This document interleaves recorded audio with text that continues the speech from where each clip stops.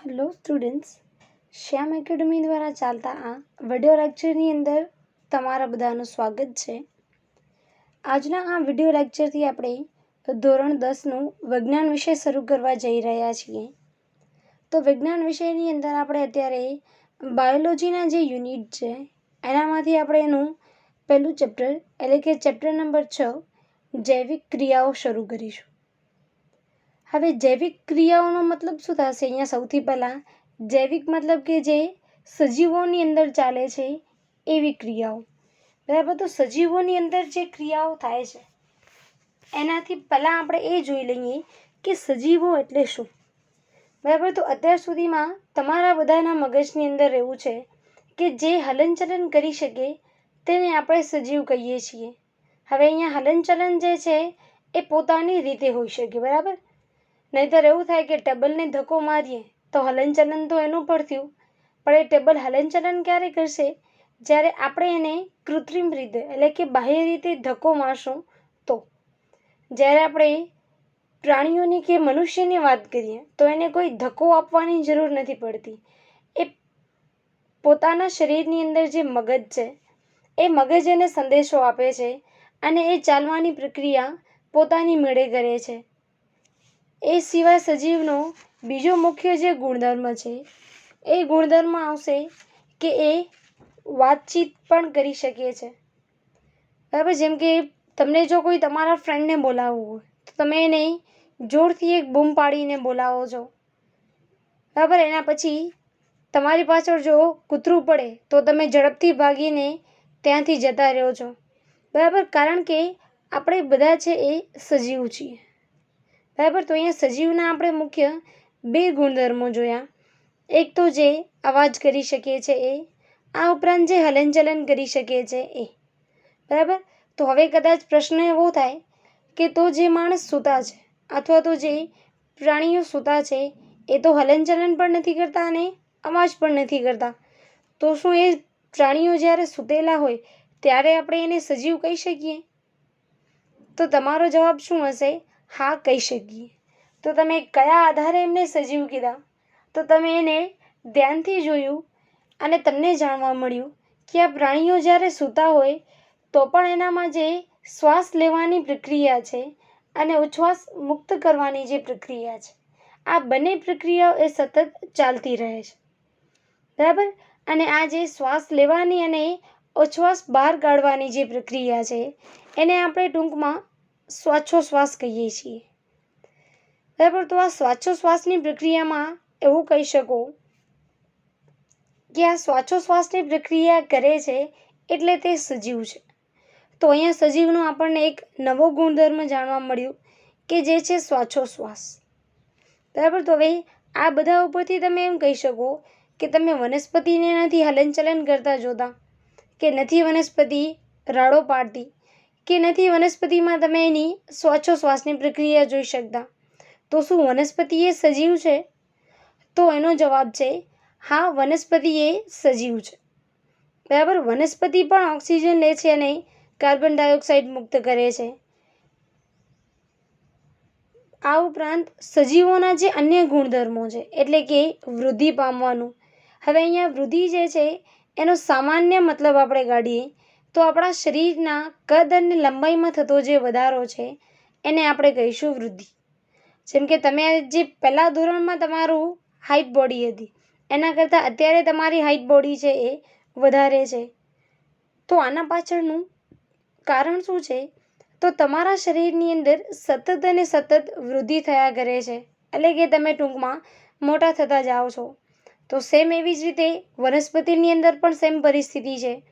તમે ઘરના આંગણામાં કોઈ એક નાનો રોપો વાવી દો અને એને પૂરતા પ્રમાણમાં પાણી અને તડકો મળી રહે એ રીતે એને ગોઠવી દો અને કેટલાક મહિનાઓ પછી તમે એનું અવલોકન કરશો તો તમને દેખાશે કે એના કદની અંદર પણ વધારો થયો છે.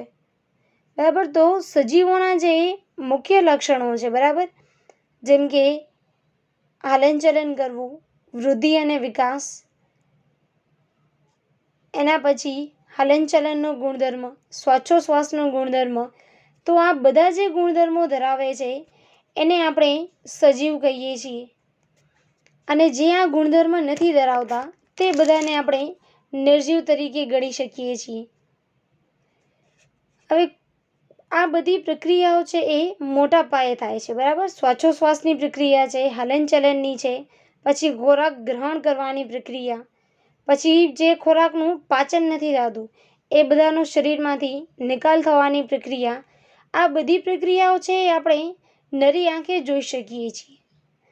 જ્યારે આપણા શરીરની અંદર આવેલા જે કોષો છે એની અંદર ઘણી બધી નાની નાની પ્રક્રિયાઓ થાય છે જે આપણે નરી આંખે નથી જોઈ શકતા. તો આ નાની નાની પ્રક્રિયાઓ જે છે એ આપણા શરીર માટે ખૂબ જ આવશ્યક પ્રક્રિયાઓ છે જે દરેક સજીવની અંદર જોવા મળે છે, બરાબર. તો હવે અહીંયા આપણે વાત કરીએ કે તો શું વાયરસ જે છે કે જેને આપણે અકોષીય પ્રાણી કહીએ છીએ, કારણ કે એનું શરીર જે છે એનામાં કોષો આવેલા નથી હોતા, બરાબર. દરેક સજીવનો એક સામાન્ય ગુણધર્મ છે કે તે કોષોનું બનેલું હોય છે અને આ કોષોની સંખ્યા છે એ તેમાં ઓછી કે વધારે હોઈ શકે છે, બરાબર. જેમ કે અત્યારે આપણે અમીબા અને પેરામેશિયમની વાત કરીએ તો એનું આખું શરીર છે એ માત્ર એક જ કોષનું બનેલું છે. જ્યારે આપણે આપણા શરીરની વાત કરીએ તો આપણા શરીરની અંદર લાખો કરોડોની સંખ્યામાં કોષો આવેલા છે, બરાબર. તો આ કોષો જે છે એ દરેક સજીવનો એક પાયાનો એકમ છે. તો હવે વાયરસનો તો આપણે હમણાં જ વાત કરી કે વાયરસ છે એ અકોષીય પ્રાણી છે, બરાબર. અને એ જ્યારે પણ બીજા કોઈ પ્રાણીના શરીરની બહાર હશે ત્યારે એ કોઈ પણ પ્રકારનું હલનચલન નથી દર્શાવતું, પરંતુ જ્યારે તે કોઈ પ્રાણીની અંદર પ્રવેશે છે ત્યારે તે જીવંત થાય છે અને બધી જ જૈવિક પ્રક્રિયાઓ કરી શકે છે. એટલે ટૂંકમાં વાયરસ જો પ્રાણીના શરીરની અંદર છે તો તે સજીવ તરીકે ઓળખાય છે અને જો તે સજીવ શરીરની બહાર છે તો તે નિર્જીવ તરીકે વર્તે છે. આમ વાયરસ જે છે એને આપણે સજીવ અને નિર્જીવ આ બંનેને જોડતી એક કડી તરીકે ઓળખીએ છીએ. આપણા બધાનું શરીર છે એ કોષોનું બનેલું છે, બરાબર. આપણું શરીર જે છે એક કોષોની બનેલી સુવ્યવસ્થિત રચના છે, જેમાં આપણા શરીરમાં જે અલગ અલગ કોષો છે એ બધા કોષો ભેગા મળી અને ચોક્કસ પ્રકારની પેશી બનાવે છે, બરાબર. તો પેશીનો મતલબ અહીંયા શું થશે તો રચના અને કાર્યની દૃષ્ટિએ સમાન હોય એવા કોષોનો જે સમૂહ છે એને આપણે કહીશું પેશી. મતલબ કે એવા કોષોનું અહીંયા એક ગ્રુપ બની જશે, બરાબર. બંચ બનશે કે જે દેખાવામાં પણ સરખા છે અને એમનું જે કાર્ય છે એટલે કે જે એમને કામ કરવાનું છે એ કામ પણ એમનું સરખું છે. જેમ તમારું ફ્રેન્ડ સર્કલ હોય જે તમારા જેવા હોય, ભણવામાં તમારા જેવા હોય, પછી એની કેટલીક આદતો તમારા જેવી હોય, તો એ તમારા બધાનું એક ગ્રુપ બની જાય. તો એવી રીતે આપણા શરીરની અંદર પણ જે કોષો રચના અને કાર્યની દૃષ્ટિએ સરખા છે એ બધા જ કોષો ભેગા થઈ અને બનાવી નાખશે એક પેશી. તો પેશી જે છે એ ટૂંકમાં કોષોની બનેલી રચના છે. આવી પેશીઓ જે છે એ ભેગી મળી અને અલગ અલગ અંગો બનાવે, અંગો ભેગા થઈ અને આખું અંગતંત્ર બનાવશે અને અંગતંત્ર જે છે એ આખા સજીવનું નિર્માણ કરશે.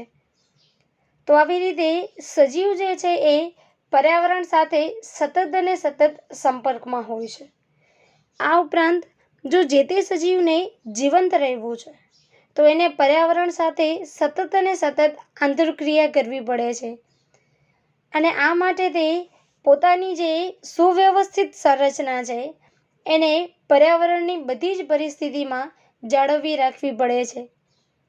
કારણ કે જો સજીવની આ સંગઠિત સંરચના છે એ સમયની સાથે સાથે પર્યાવરણની અસરના કારણે સતત અને સતત વિઘટિત થતી રહે તો આ વ્યવસ્થા એટલે કે જે સજીવ શરીરની વ્યવસ્થા છે એ તૂટી જાય છે અને આ વ્યવસ્થા એક વખત તૂટશે એટલે ધીમે ધીમે એ સજીવ છે એ મૃત્યુ તરફ ધકેલાતો જાય છે. એટલે કે ટૂંકમાં તે વધારે લાંબો સમય સુધી જીવંત નહીં રહી શકે, બરાબર. જેમ કે તમારી પાસે એક બલૂન છે, એ બલૂનની અંદર જો તમે એક નાનો પિનથી હોલ કરી દેશો તો એની બધી જ હવા છે એ બહાર આવી જશે, બરાબર, એટલે કે ફુગ્ગો જે છે એ આખો એનામાંથી બધી જ હવા બહાર નીકળી જશે.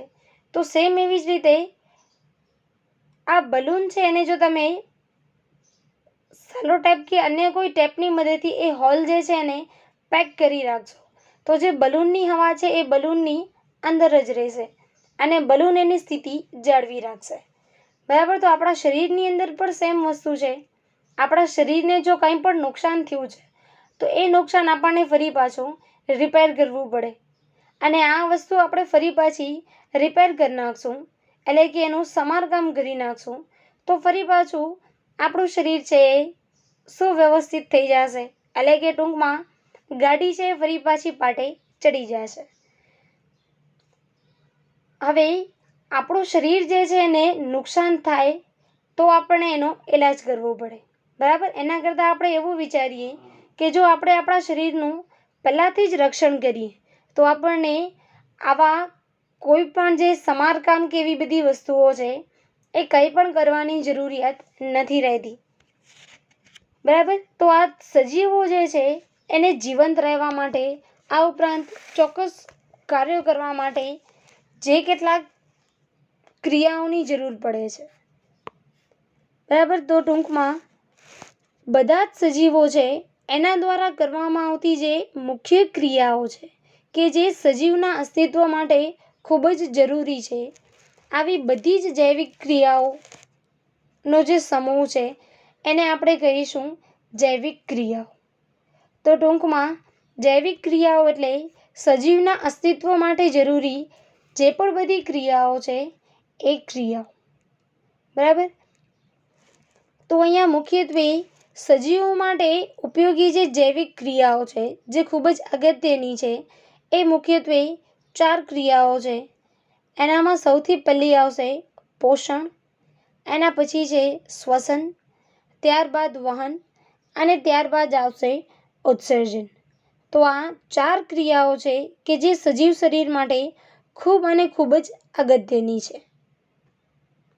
હવે આપણે આ આવશ્યક જૈવિક ક્રિયાઓ, આ દરેક 4 ક્રિયાઓ છે આપણને ડિટેલમાં ભણવાની છે.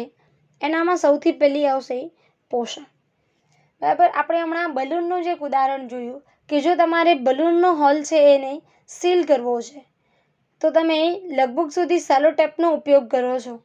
બરાબર, તો આપણા શરીરની અંદર જે કંઈ ખામી સર્જાણી છે એ ખામીને અટકાવવા માટે આપણે શું કરશું તો આપણે આપણા શરીરનું સમારકામ કરવું પડશે અને આ સમારકામ માટે આપણને મુખ્યત્વે ઉર્જાની આવશ્યકતા હોય છે. બરાબર, તો હવે આપણા શરીરમાં ઉર્જા ક્યાંથી આવશે? કેમ કે આપણે પોતે તો આપણા શરીરની અંદર ઉર્જા ઉત્પન્ન નથી કરી શકતા. બરાબર, તો આપણા શરીરની અંદર આ ઉર્જા ક્યાંથી આવે છે? તો આપણે જે ખાવાનું ખાઈએ છીએ, બરાબર, એનામાંથી આપણને બહુ જ વધારે પ્રમાણમાં ઉર્જા મળે છે અને આપણા ખોરાકની અંદર જો બધા જ પોષક દ્રવ્યો, બરાબર, અહીંયા પોષક દ્રવ્યોનો મતલબ છે કાર્બોદિત, પ્રોટીન અને લિપિડ, આ બધા જ દ્રવ્યો પૂરતા પ્રમાણમાં હાજર છે તો આપણા શરીરને જરૂરી જે કંઈ પણ ઉર્જા છે એ ઉર્જા પૂરતા પ્રમાણમાં મળી રહે છે.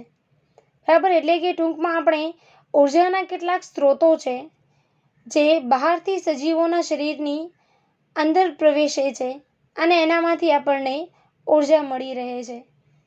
બરાબર, તો હવે બહારની તરફ આવેલા ઉર્જાના એવા સ્ત્રોતો કે જેનામાંથી આપણને શરીરને જરૂરી એવી બધી જ ઉર્જા મળી રહે, એના સ્થળાંતરણ માટે જે ક્રિયા થાય છે, બરાબર, એ ક્રિયા માટે પહેલાં આપણને શું કરવું પડશે તો જે આપણા શરીરની બહાર ઉર્જાના સ્ત્રોતો છે, આ ઉર્જાના સ્ત્રોતો છે એને આપણે ખોરાક અથવા તો આહાર કહીશું.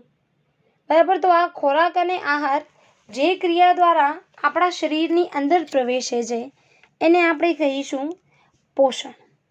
બરાબર, તો પોષણનો મતલબ ટૂંકમાં શું છે તો ઉર્જાના સ્ત્રોતને ખોરાક રૂપે બહારથી સજીવના શરીરની અંદર દાખલ કરવાની ક્રિયા એટલે પોષણ. હવે મુખ્યત્વે આપણા જે ખોરાકના મુખ્ય સ્ત્રોતો છે એ કાર્બન આધારિત છે, એટલે કે ટૂંકમાં કાર્બનિક દ્રવ્યો છે. અને આ કાર્બનના સ્ત્રોતો જે છે એ ખૂબ જ વિશાળ જથ્થો છે એમનો. અલગ અલગ પ્રકારના કાર્બનિક દ્રવ્યો છે એ અત્યારે પૃથ્વી પર અસ્તિત્વ ધરાવે છે, જેનામાંથી સજીવો છે એ ઉર્જા ગ્રહણ કરી શકે છે. આ ઉપરાંત કાર્બન સ્ત્રોત જે છે એની જટિલતાના આધારે અલગ અલગ સજીવો છે એની અંદર પોષણ ક્રિયાઓ છે એ પણ અલગ અલગ હોઈ શકે છે. બરાબર, તો આ સજીવના જીવન ટકી રહે અથવા તો એનું અસ્તિત્વ ટકી રહે એના માટે આ પોષણની જે પ્રક્રિયા છે એ ખૂબ અને ખૂબ જ અગત્યની પ્રક્રિયા છે. એના પછી બીજી પ્રક્રિયા છે શ્વસન. હવે આપણે સમજી લો કે ખોરાક ખાઈ લીધું, બરાબર, પણ આપણે ખાશું એ ભેગી ને ભેગી આપણને તરત જ ફટાક ઉર્જા મળી જાય એવું જરૂરી નથી. આપણે જે ખાવાનું ખાધું છે એનામાં જો પાચનની પ્રક્રિયા થશે તો જ આપણને એનામાંથી ઉર્જા મળશે. બરાબર, તો આપણે જે પોષણ સ્વરૂપે ખોરાક અંદર લીધું છે એ ખોરાકની અંદર વિવિધ પ્રકારની અલગ અલગ રાસાયણિક પ્રક્રિયાઓ થાય છે અને આ રાસાયણિક પ્રક્રિયાઓ છે આપણા શરીરની અંદર થતી રહે છે. અને આ રાસાયણિક પ્રક્રિયા માત્ર એક જ પ્રક્રિયા થાય છે એવું જરૂરી નથી. આપણા શરીરની અંદર આ રાસાયણિક પ્રક્રિયાઓ છે એની એક આખી શૃંખલા મતલબ કે એક બંચ ચાલે છે આખી પ્રક્રિયાઓનો. અને આ બધી જ રાસાયણિક પ્રક્રિયાઓ પૂરી થાય ત્યારે જઈને આપણને ખોરાકમાંથી ઉર્જા મળે છે. અને આ બધી જ પ્રક્રિયાઓ છે એ મુખ્યત્વે ઓક્સિડેશન રિડક્શન પ્રક્રિયાઓ છે. હવે આ ઓક્સિડેશન રિડક્શન પ્રક્રિયાઓ આપણને શું કામ જરૂરી છે? તો આપણે જે ખોરાક ગ્રહણ કર્યું છે એ ખોરાકમાંથી આપણને જો ઉર્જા મેળવવી છે તો આપણને આ પ્રક્રિયાઓ કરાવવી પડે. અને આ ઓક્સિડેશન અને રિડક્શન પ્રક્રિયા માટે આપણને સૌથી વધારે જરૂર પડશે ઓક્સિજનની. બરાબર, તો આપણને બહારેથી હવે ઓક્સિજન પણ અંદર લેવું પડશે, કારણ કે ઓક્સિજન નહીં હોય તો ઓક્સિડેશન રિડક્શન નહીં થાય અને ઓક્સિડેશન રિડક્શન નહીં થાય તો ઉર્જા પણ નહીં મળે. બરાબર, તો ઉર્જા મેળવવા માટે આપણને આ ઓક્સિડેશન રિડક્શન પ્રક્રિયા કરવી પડશે. અને આ ઓક્સિડેશન રિડક્શન પ્રક્રિયા માટે આપણને ઓક્સિજન અંદર લેવું પડશે. બરાબર, તો આવી રીતે સજીવના કોષોમાં જે સજીવ માટે જરૂરી ઉર્જા પૂરી પાડવા માટે જે ખોરાક સ્વરૂપે અંદર લીધેલા સ્ત્રોતો છે તેમનું ઓક્સિજનની હાજરી કે ગેરહાજરીમાં જે વિઘટન થવાની પ્રક્રિયા છે એને આપણે કહીશું શ્વસન. બરાબર, તો હવે આ શ્વસનની પ્રક્રિયામાં મુખ્યત્વે શું થાય છે? તો આપણે જે કંઈ પણ કાર્બનિક પદાર્થો અંદર લીધા છે, બરાબર, એ ચાહે તમે બાજરાનો રોટલો ખાધો હોય, ઘઉંની રોટલી ખાધી હોય કે મકાઈનો રોટલો ખાધો હોય, બરાબર, કોઈ પણ શાક ખાધું હોય, દાળ ભાત ખાધા હોય, એ બધાની અંદર જે છે મુખ્ય દ્રવ્ય કાર્બન છે. એટલે આપણે એને ટૂંકમાં કાર્બનિક દ્રવ્યો કહીએ છીએ. બરાબર, તો હવે આ શ્વસનની પ્રક્રિયામાં શું થશે? તો તમે જે કાર્બનિક પદાર્થો અંદર લીધા છે એ બધા જ કાર્બનિક પદાર્થો છે એનું વિઘટન થાય છે. અને આ કાર્બનિક પદાર્થોનું વિઘટન થશે એટલે એનામાંથી ઉર્જા મુક્ત થશે અને આ ઉર્જા છે એનું રૂપાંતર થશે એટીપીની અંદર. હવે અહીંયા એટીપીનો મતલબ થશે એડેનોસાઇન ટ્રાઇફોસ્ફેટ. બરાબર, તો આ સજીવોના જીવન માટે જરૂરી બીજી આવશ્યક ક્રિયા શ્વસન. એના પછી ત્રીજી પ્રક્રિયા છે વહનની પ્રક્રિયા. હવે વહન માટે શું થશે? તો મુખ્યત્વે જે એકકોષી પ્રાણીઓ છે, મતલબ કે જેમનું શરીર એક જ કોષનું બનેલું છે એવા સજીવો માટે ખોરાક ગ્રહણ કરવાની એટલે કે ટૂંકમાં ખાવાની, એના પછી વાયુઓની આપ-લે કરવાની એટલે કે ઓક્સિજન અંદર લેવું અને કાર્બન ડાયોક્સાઇડ બહાર કાઢવું. આ ઉપરાંત જે ખોરાકનું પાચન નથી થયું એવા જે વધારાના દ્રવ્યો છે જેને આપણે ઉત્સર્ગ દ્રવ્યો કહીએ છીએ એ બધાનો જો નિકાલ કરવો હોય તો એને કોઈ એક ચોક્કસ અંગની જરૂર નહીં પડે, કારણ કે અંગો બનાવવા માટે આપણને ઘણી બધી પેશીઓની જરૂર પડે અને પેશીઓ બનાવવા માટે આપણને ઘણા બધા કોષોની જરૂર પડે. જ્યારે એકોશી સજીવો છે એનું તો શરીરમાં માત્ર ને માત્ર એક જ કોષ હાજર છે. તો આવા પ્રાણીઓના શરીરની અંદર કોઈ પણ પ્રકારનો અંગ નહીં હોય. બરાબર. તો આવા એકોશી પ્રાણીઓમાં ઉત્સર્ગ દ્રવ્યોના નિકાલ માટે કોઈ વિશેષ અંગની જરૂરિયાત પણ નહીં હોય, કારણ કે એનું જે કોષની સમગ્ર સપાટી છે. બરાબર. હવે અહીંયા કોષની સમગ્ર સપાટીનો મતલબ થશે સજીવની સમગ્ર સપાટી. એ આખી પર્યાવરણના સંપર્કમાં હોય છે. એટલે ખોરાક ગ્રહણ કરવાનું, વાયુઓની આપ-લે કરવાની અને ઉત્સર્ગ દ્રવ્યોના નિકાલની ક્રિયા છે એ ડાયરેક્ટલી એ પોતાની કોષ જે છે એના દ્વારા સીધું પર્યાવરણની અંદર કરે છે. બરાબર. હવે જ્યારે આપણે બહુકોષી સજીવોની વાત કરીએ, બરાબર, તો એની અંદર આપણે પહેલું ઉદાહરણ લઈ લઈએ મનુષ્યનું. તો એનું બધા જ કોષો છે એ પર્યાવરણ સાથે સીધા સંપર્કમાં નહીં હોય. મતલબ કે આપણા બધા જ કોષો છે એ વાતાવરણની અંદર ડાયરેક્ટલી કોન્ટેક્ટમાં નહીં હોય. કેમ કે આપણે આપણા જઠરની વાત કરીએ તો જઠર જે છે એ આપણા શરીરની અંદર આવેલી છે, તો એના કોષો કંઈ પર્યાવરણ સાથે કોન્ટેક્ટમાં ન હોય. બરાબર. પછી આપણું મગજ છે એ પણ ખોપરીની અંદર આવેલું છે, તો એ પણ વાતાવરણ સાથે સંપર્કમાં ન હોય. તો આવી રીતે જે બીજા પણ બહુકોષી પ્રાણીઓ છે એમના શરીરના બધા જ કોષો છે એ પર્યાવરણ સાથે સંપર્કમાં નહીં હોય. બરાબર. તો હવે આ બધા માટે આપણને શું કરવું પડશે?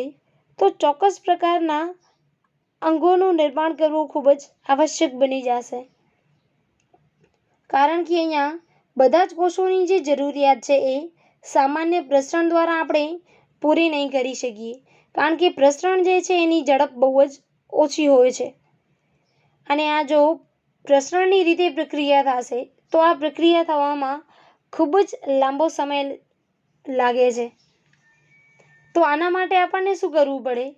તો આના માટે આપણા શરીરના બધા જ કોષો સુધી ખોરાક અને ઓક્સિજનનું લઈ જવા માટે બધા જ કોષોમાં ઉત્પન્ન થયેલા જે ઉત્સર્ગ દ્રવ્યો છે એનું વહન કરવા માટે એક વહન તંત્રની જરૂર પડે છે. બરાબર. તો અહીંયા વહન મતલબ કે એક જગ્યાએથી બીજી જગ્યાએ કોઈ દ્રવ્યોનું વહન, એટલે કે ટૂંકમાં સ્થળાંતરણ થવાની પ્રક્રિયા.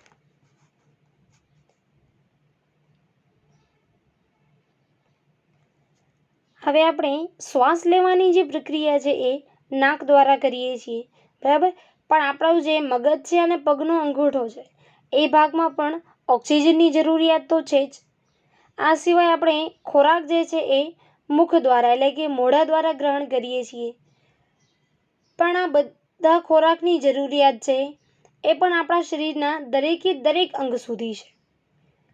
બરાબર. તો આ શ્વાસ અને ખોરાક જે છે એ આપણે ચોક્કસ અંગો દ્વારા ગ્રહણ કરીએ છીએ અને એની જરૂરિયાત જે છે એ આપણા આખા શરીરને છે. બરાબર. તો આ ખોરાક અને ઓક્સિજનને એક સ્થાનેથી બીજે સ્થાને લઈ જવા માટે એક ચોક્કસ પ્રકારના તંત્રની જરૂર પડશે, જેને આપણે કહીશું વહન તંત્ર. બરાબર. હવે કેટલીક રાસાયણિક પ્રક્રિયાઓ એવી હશે કે જેમાં કાર્બન સ્ત્રોત જે છે એ અને ઓક્સિજનનો ઉપયોગ છે એ ઉર્જા પ્રાપ્તિ માટે થાય છે. બરાબર. તો જ્યારે કેટલાક એવા સજીવો છે જે કાર્બન સ્ત્રોત અને ઓક્સિજન આ બધાનો ઉપયોગ કરી અને કેટલીક નિપજો બનાવે છે. બરાબર. આ સિવાય આપણે જે ખોરાક ગ્રહણ કરીએ છીએ એ બધું ખોરાક છે એ એનામાંથી આપણા શરીરને ઉર્જા નથી મળતી.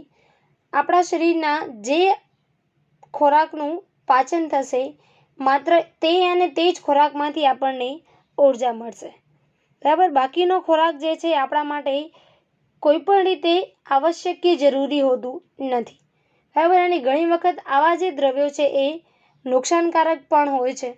બરાબર. તો આપણા શરીરની અંદર હાજર રહેલા એવા દ્રવ્યો કે જે આપણા શરીર માટે બિનઆવશ્યક છે અથવા તો હાનિકારક છે, તો આવા નકામા દ્રવ્યો જે છે એને આપણે ઉત્સર્ગ દ્રવ્યો કહીશું. બરાબર. તો આ ઉત્સર્ગ દ્રવ્યો છે એને આપણા શરીરમાંથી બહાર કાઢવા જરૂરી છે, કારણ કે તે આપણા શરીર માટે હાનિકારક પણ હોઈ શકે છે. તો આપણા શરીરમાંથી મુખ્યત્વે આ ઉત્સર્ગ દ્રવ્યોને બહાર કરવાની જે પ્રક્રિયા છે એને આપણે કહીશું ઉત્સર્જન. તો આ ઉત્સર્જનની પ્રક્રિયા દ્વારા મુખ્યત્વે જે નાઇટ્રોજનયુક્ત હાનિકારક દ્રવ્યો છે એ હાનિકારક દ્રવ્યો દૂર થાય છે. બરાબર. હવે એકકોષી પ્રાણીઓ છે એનામાં તો તરત જ પ્રસરણ દ્વારા ઉત્સર્ગ દ્રવ્યો બધા પર્યાવરણની અંદર જતા રહેશે. જ્યારે બહુકોષી પ્રાણીઓ છે એની અંદર વિશેષ પ્રકારની પેશીઓનું નિર્માણ થશે અને કેટલાક ઉચ્ચ કક્ષાના જે સજીવો છે એનામાંથી પેશીઓ ભેગી મળી અને તંત્રનું નિર્માણ કરશે. જેમ કે આપણા શરીરની અંદર એક ચોક્કસ ઉત્સર્જન તંત્ર આવેલું છે. બરાબર. તો આ બધા જ ઉત્સર્ગ દ્રવ્યો છે એ આ ઉત્સર્જન તંત્ર દ્વારા આપણા શરીરમાંથી દૂર થાય છે. તો આવી રીતે આ જે 4 પ્રક્રિયાઓ છે પોષણ, શ્વસન, વહન અને ઉત્સર્જન, આ બધી જ પ્રક્રિયાઓ છે એ આપણા શરીર માટે ખૂબ અને ખૂબ જ અગત્યની પ્રક્રિયાઓ છે. તો હવે મુખ્યત્વે કોઈ પણ સજીવ જે છે એને પોતાનું જીવન ટકાવી રાખવા માટે પોષણ, શ્વસન, વહન, ઉત્સર્જન, વૃદ્ધિ, આણ્વીય ગતિ, આ બધી જ અલગ અલગ ક્રિયાઓ છે એ એના માટે ખૂબ જ જરૂરી છે. બરાબર. હવે આપણે આગળ વાત કરી કે એકકોષી સજીવો છે એ સામાન્ય પ્રસરણ દ્વારા બધી જ વહનની પ્રક્રિયાઓ કરી શકે છે. બરાબર. જ્યારે બહુકોષી સજીવો છે એ પ્રસરણ દ્વારા બધી જ ક્રિયાઓ નથી કરી શકતા. કારણ શું છે એના પાછળ? તો આપણે એની આગળ વાત કરી છે કે બહુકોષી પ્રાણીના બધા જ કોષો છે એ પર્યાવરણ સાથે સીધા સંપર્કમાં નથી હોતા. કારણ કે બહુકોષી પ્રાણીઓનું શરીર જે છે એ કદમાં ખૂબ જ મોટું હોય છે. બરાબર. એટલે અહીંયા આપણે ઓક્સિજનના વહનનું ઉદાહરણ લઈએ તો જો ઓક્સિજન એ પ્રસરણ દ્વારા એક જગ્યાએથી બીજી જગ્યાએ વહન પામશે તો એના માટે ખૂબ જ વધારે સમય લાગે છે. બરાબર. એના માટે આપણે એક ગણતરી લઈ લઈએ તો જો આપણે ઓક્સિજનને પ્રસરણ દ્વારા વહન કરાવીએ છીએ, બરાબર, તો આપણા શ્વસન તંત્રનું મુખ્ય અંગ છે એ છે ફેફસા.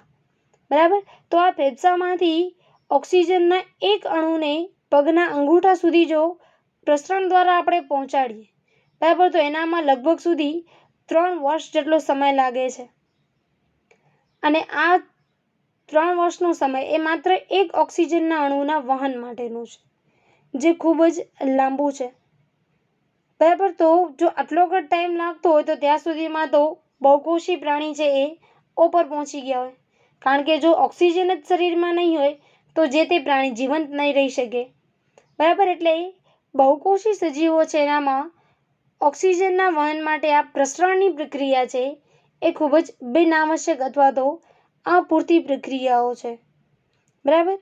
હવે કોઈ પણ સજીવ છે અથવા તો નિર્જીવ છે એને આપણે કઈ રીતે નક્કી કરી શકીએ?